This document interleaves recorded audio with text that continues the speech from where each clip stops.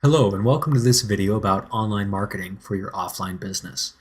This time I wanted to talk about building a database with customer contact information. Now, I know that the old customer email list has been around for a long time, and when compared to Facebook or Twitter, it can seem boring and outdated. The truth is, a well-manicured and properly groomed customer email list can be one of your most effective marketing tools. Now let me clarify here. I'm not talking about doing an email drop to 200,000 people whose addresses you bought online. Spamming laws aside, that just isn't effective, especially when you're a brick and mortar store. I'm talking about maintaining a list of your current customers or people who have specifically said they want to hear more about your business or product. That list might only be 5,000 people, but it can be literally hundreds of times more effective at generating sales. One of the easiest ways to grow this list is by an embedded capture form on your website. There are many sites that offer this service. One of the most popular is aweber.com.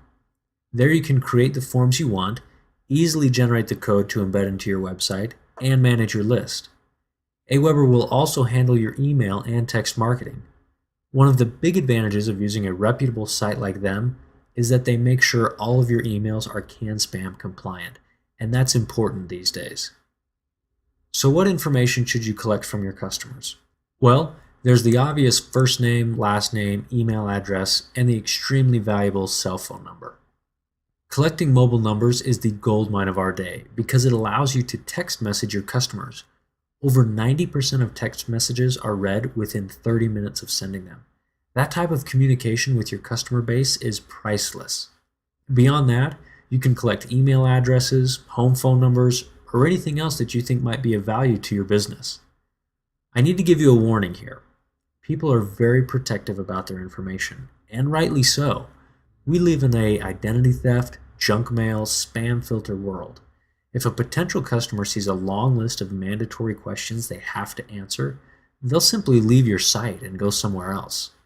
The key to growing a good database is asking for just enough information to make it valuable, but not too much so that you spook your customer.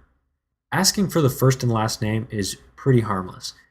And let me interject right here and say it's important that you separate the first name and the last name as two separate fields. That comes in handy when you start emailing and you can tag it with their first name. It makes it sound much more personal.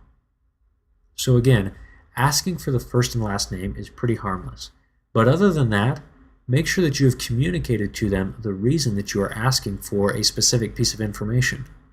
For example, if you want to collect an email address, offer to email them a coupon that they can use on their next visit.